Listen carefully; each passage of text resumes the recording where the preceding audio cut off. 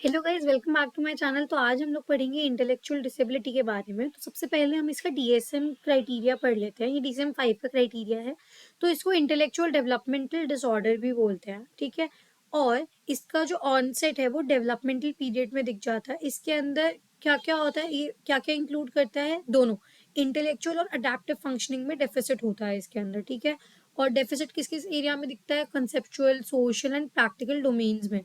अब इसकी जो पहला क्राइटेरिया वो वही है कि डेफिसिट होता है इंसान के इंटेलेक्चुअल फंक्शनिंग में, जैसे कि रीजनिंग हो गई, problem solving, planning, abstract thinking, judgement में, एकेडमिक लर्निंग में, लर्निंग फ्रॉम एक्सपीरियंस में, कन्फर्म्ड बाय बोथ। कैसे कन्फर्म किया गया ये जो चीज़ें हैं कि इंटेलेक्चुअल बच्चे में डेफिसिट्स आ रहे हैं, किस चीज़ से, क्लिनिकल असेसमेंट से और इंडिविजुअलाइज स्टैंडर्डाइज्ड इंटेलिजेंस टेस्टिंग से, ठीक है। स्टैंडर्डाइज इंटेलिजेंस जो टेस्टिंग्स होती हैं उससे ये पता चला है। उसके बाद adaptive functioning that result in, अब डेफिसिट अडेप्टिव फंक्शनिंग में भी था, यहाँ लिखा है ना। तो अडेप्टिव फंक्शनिंग में डेफिसिट होता है जो रिजल्ट करता है in failure to meet developmental and socio cultural standard. जो भी हमारे डेवलपमेंटल और सोशो कल्चरल स्टैंडर्ड्स होते हैं उसमें भी फेलियर होता है उनको। और अब इसके अंदर क्या है कि उनको पर्सनल इंडिपेंडेंस और सोशल रिस्पॉन्सिबिलिटी में भी यू नो उसका क्राइटेरिया मीट करने के लिए, या वो जो एबिलिटी होती है उसमें भी डेफिसिट होता है। जैसे उसके अंदर क्या क्या चीजें आ सकती है, पहला आ सकता है जैसे कम्युनिकेशन में दिक्कत है, सोशल पार्टिसिपेशन में, इंडिपेंडेंट लिविंग में, मतलब अगर उन्हें स्कूल में बिना किसी सपोर्ट के रहना है तो दिक्कत होगी। अब इनको ना सपोर्ट की जरूरत होती है, विदाउट ऑनगोइंग सपोर्ट इनको ये डेफिशिएंसीज होती है। अगर सपोर्ट होता है तो फिर they can be better and वो बहुत अच्छे से वर्क कर सकते हैं। तो अब हम आ जाते हैं इसके आगे। तो अब हम आएंगे इसके कंटेंट में। अब देखो इंटेलेक्चुअल डिसेबिलिटी क्या होती है। It is also called intellectual developmental disorder, जो हमने अभी ऊपर भी पढ़ा। अब it is characterise by deficit, किस किस में होते हैं, मेंटल एबिलिटीज में डेफिसिट होते हैं, जो जनरल मेंटल एबिलिटीज होते हैं, जैसे कि reasoning, problem solving, planning, abstract thinking, judgement, academic learning and learning from experience. तो इन जनरल मेंटल एबिलिटीज में क्या होता है, डेफिसिट होता है। अब लेवल्स की अगर हम बात करें, एक मिनट इसको ना थोड़ा मैं बड़ा कर लेती हूँ। हाँ, तो अब आपको थोड़ा ज्यादा क्लियरली दिखेगा। तो लेवल ऑफ इंटेलेक्चुअल डिसेबिलिटीज की अगर बात करें तो इसका जो ऑर्डर है ना वो थोड़ा इस डायरेक्शन में होता है। एक सेकेंड, ठीक है, डाउनवर्ड डायरेक्शन में होता है। मतलब कि सबसे पहले होता है माइल्ड डिसेबिलिटी। इसका मतलब है कि 50 to 55 से आईक्यू रेंज की बात हो रही है टू 70 तक। अब 70 टू 110 तक नॉर्मल आईक्यू रेंज होती है। तो इनका उससे थोड़ा कम होता है, दैट इज माइल्ड डिसेबिलिटी, इनको होती है माइल्ड डिसेबिलिटी। अब 50 to 55 से और थोड़ा पहले चले जाओ तो 35 to 40 मॉडरेट। फिर 35 to 40 से थोड़ा सा और पहले चलो 20 to 25 में दैट इज सीवियर। और फिर होता है प्रोफाउंड, यानी यहाँ डिसेबिलिटी बढ़ रही है, जैसे जैसे नीचे जा रहे हैं तो डिसेबिलिटी बढ़ रही है, ठीक है। तो ये दिस इज जो एरो नीचे, डिसेबिलिटी किस तरफ ज्यादा है, नीचे की तरफ ज्यादा है, प्रोफाउंड में डिसेबिलिटी ज्यादा होगी, क्योंकि इधर 20 to 25 से नीचे जिनका आईक्यू रेंज होता है दैट इज प्रोफाउंड डिसेबिलिटी।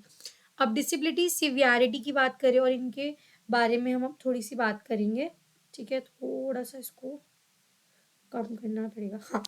तो सबसे पहले आएगा माइल्ड इंटेलेक्चुअल डिसेबिलिटी की हम लोग बात करें, ठीक है। अब इसमें क्या होता है, जो जो लोग इस ग्रुप में होते हैं उनको आप एजुकेट कर सकते हो, ठीक है। उनके एजुकेशन में दिक्कत नहीं है, but obviously they need supervision, they need support, ठीक है। ओ एक सेकेंड, हाँ।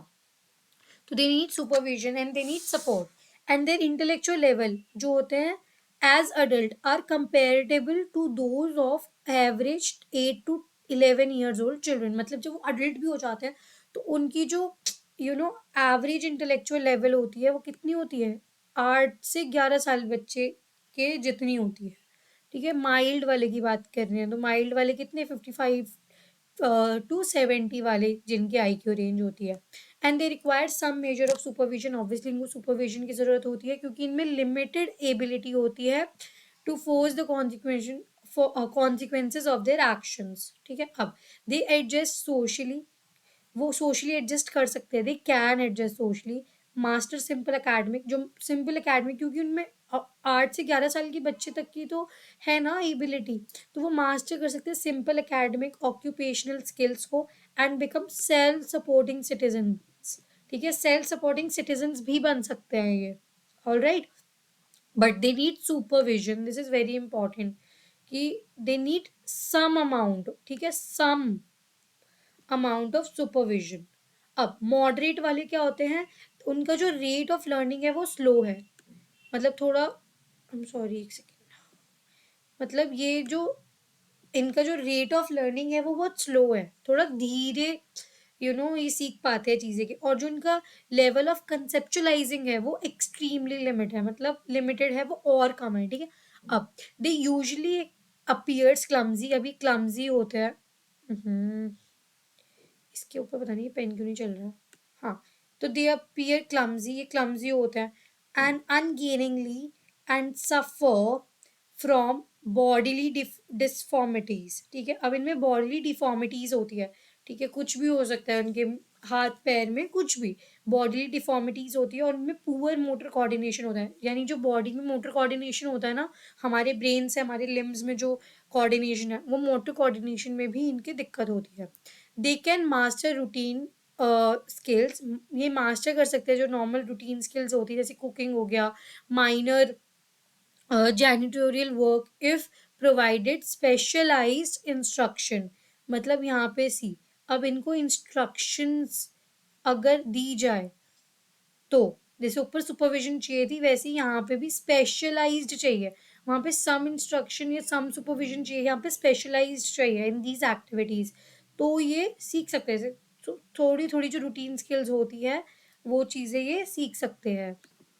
ठीक है, फिर आ जाता है सीवियर। अब ये लोग जो है इनमें ना इम्पेयर्ड स्पीच, यानी इनमें स्पीच डेवलपमेंट, जो लैंग्वेज डेवलपमेंट होती है वही नहीं होती है, सेंसरी डेफिसिट्स भी हो सकते हैं इनके अंदर, एंड मोटर हैंडीकैप, यानी इनके जो मोटर्स हैं वो भी एकदम जो इनकी मोटर कोऑर्डिनेशन या मोटर फंक्शनिंग है वो भी ढंग से नहीं वर्क करती है। अब इनमें पर्सनल हाइजीन कम होता है, क्योंकि खुद इतना कर नहीं सकते हैं, आईक्यू उनका बहुत कम हो जाता है, एंड सेल्फ हेल्प स्किल्स चाहिए होते हैं, लाइक डिपेंडेंट होते हैं इस पे, अपने पेरेंट्स पे, गार्डियन पे, या जो भी, अगर डे केयर में तो वहाँ पे नर्स पे, जो भी है, तो उन पे ये डिपेंडेंट होते हैं टू मेंटेन, क्योंकि इनमें इतना सीवियर आ गया ना इनमें डेफिशिएंसी, तो अब इनके पेरेंट्स वगैरह पे डिपेंडेंट है, वो इनका करेंगे, तो इसलिए थोड़ा लिमिटेड पर्सनल हाइजीन होता है। फिर आ जाता है प्रोफाउंड। अब प्रोफाउंड में क्या होता है, ये unable to master any but the simplest task, मतलब ये कुछ भी मास्टर नहीं कर सकते, जो एकदम सिंपलेस्ट ऑफ सिंपलेस्ट टास्क होते हैं ना वो भी ये खुद नहीं कर सकते।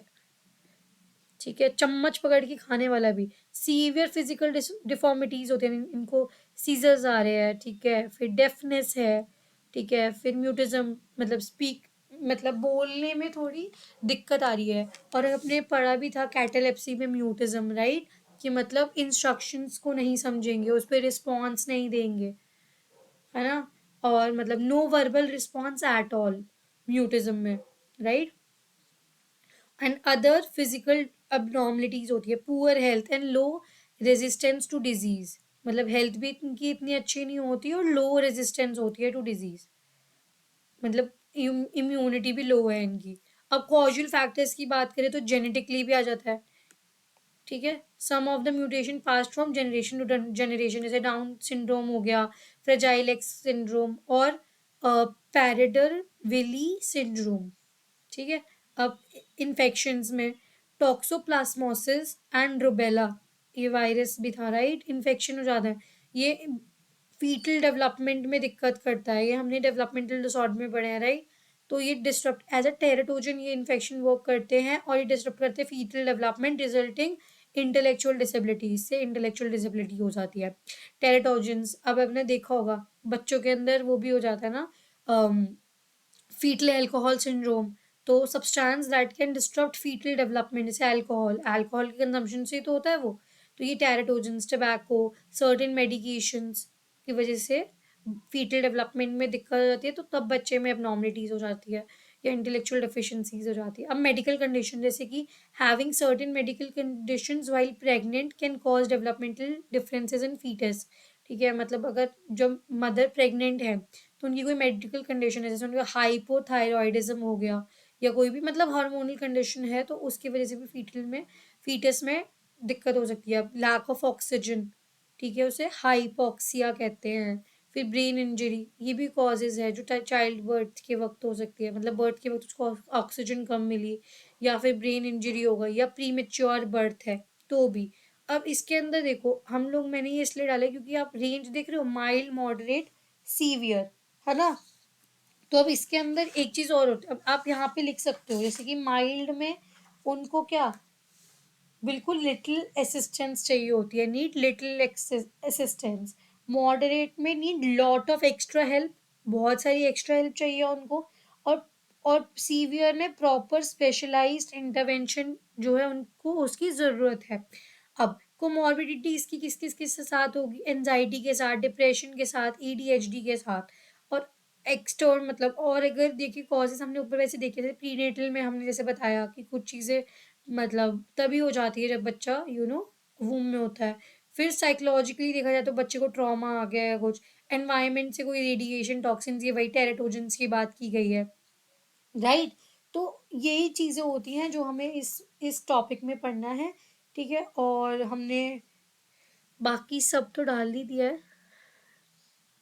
आई होप आपको सब कुछ अच्छे से समझ आया हो। फिर भी कोई डाउट है तो आप पूछ सकते हो, ठीक है। So that's all for today. Don't forget to like share and subscribe to my channel. और कोई डाउट है तो कमेंट सेक्शन में पूछिएगा। और बाकी वीडियोस आपको मेरे चैनल पे मिल जाएंगी। मैं ट्राई करूँगी सारी जो प्लेलिस्ट है वो हर वीडियो के नीचे डाल दूँ। So don't forget to check the playlists as well, क्योंकि उसके अंदर बाकी टॉपिक्स की भी वीडियोस है।